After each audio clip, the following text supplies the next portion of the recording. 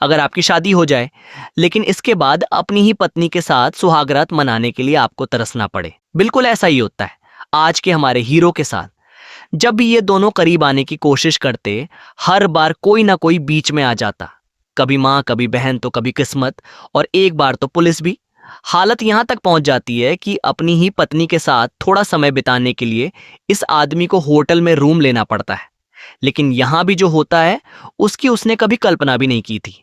आज की कहानी एक ऐसे नए नवेले दूल्हे की है जिसकी शादी तो हो गई, लेकिन अपनी ही पत्नी के साथ सुहागरात मनाने के लिए उसे दुनिया से ज्यादा अपने ही घर वालों से लड़ना पड़ता है। कहानी शुरू होती है शुक्ला नाम के एक ऑटो ड्राइवर से। दिन भर मेहनत करने के बाद शाम को वह अपने दोस्त के साथ छत पर बैठकर शराब पी रहा था। तभी उसके दोस्त उसे छेड़ते हुए कहते हैं, अरे शुक्ला, अब तो तुम्हारी शादी होने वाली है, समझ ले आज के बाद तेरी आजादी खत्म। इसके बाद वे लोग हंसते हुए पूछते हैं, अच्छा यो बता सुहागर रात की क्या तैयारी है। यो सुनकर शुक्ला पूरे आत्मविश्वास से ये कहता है, मैंने बहुत सारे बोलो फिल्में देखी हैं और मुझे सब पता है। उसकी बात सुनकर दोस्त और भी जोर जोर से हंसने लगते हैं। वे कहते हैं, अरे तू तो ब्राह्मण है, तूने तो आज तक किसी लड़की का हाथ तक नहीं पकड़ा होगा। दोस्तों की यह बात शुक्ला को चुभ जाती है। अब वह गंभीर होकर कहता है, अगर मैं लड़कियों की इज्जत करता हूं तो इसमें गलत क्या है। मैं अपनी पत्नी को किसी की भी गंदी नजर से बचाकर रखूंगा, चाहे सामने मेरा दोस्त ही क्यों ना हो। कुछ दिन के बाद आखिर शुक्ला की शादी लक्ष्मी नाम की एक बेहद ही खूबसूरत लड़की से हो जाती है। जैसे ही लक्ष्मी दुल्हन बनकर घर में कदम रखती है, छोटा सा घर होने के बावजूद पूरा मोहल्ला उसे देखने के लिए उमड़ पड़ता है। यह देखकर शुक्ला की माँ बच्चों को डांट कर बाहर भगा देती है। साथ ही वह शादी में हुए खर्चों का ताना मारना नहीं भूलती। उधर लक्ष्मी बिना कोई शिकायत किए सीधे रसोई में चली जाती है। पहले वह सबके लिए पानी लेकर आती है और फिर चाय बनाने लग जाती है। इधर शुक्ला के पिता बड़े आराम से टीवी पर अपना पसंदीदा सीरियल लगा लेते हैं, जबकि उसकी माँ भी उनके पास बैठकर टीवी देखने लगती है।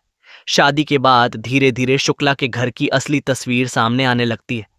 इधर रसोई में लक्ष्मी पहली बार इस घर के लिए चाय बना रही थी। उसके चेहरे पर घबराहट और नए माहौल की झिझक साफ दिखाई दे रही थी। उधर दूर खड़ा शुक्ला उसे देख रहा होता है।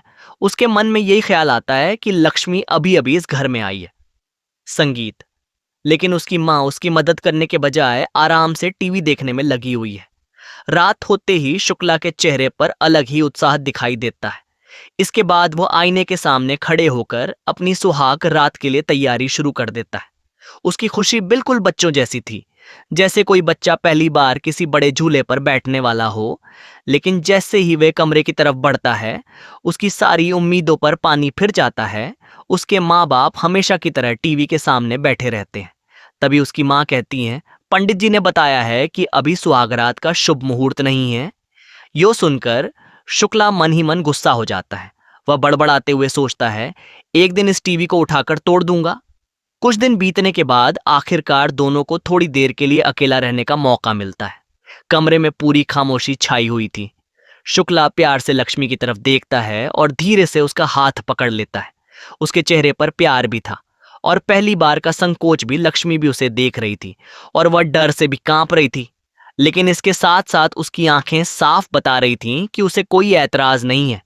शुक्ला धीरे धीरे उसके और करीब आने लगता है, लेकिन तभी अचानक लक्ष्मी जोर से चीख पड़ती है। उसकी आवाज सुनते ही पूरे घर में हड़कंप मच जाता है। शुक्ला की मां दौड़कर कमरे में पहुंचती है और घबराकर पूछती है, क्या हुआ।